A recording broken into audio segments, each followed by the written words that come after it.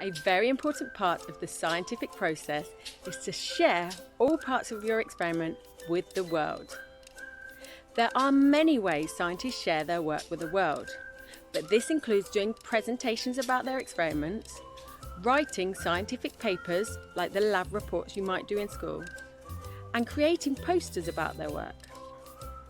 Whatever form someone chooses to share their work, they should make sure to include all the stages of a formal scientific write-up, including research question, hypotheses, methods, results, and conclusion.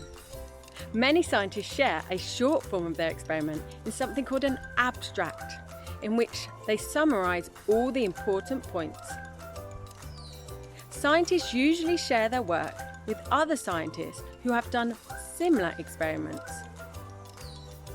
So once you have performed an experiment, think carefully about how you will share it and who you will share it with.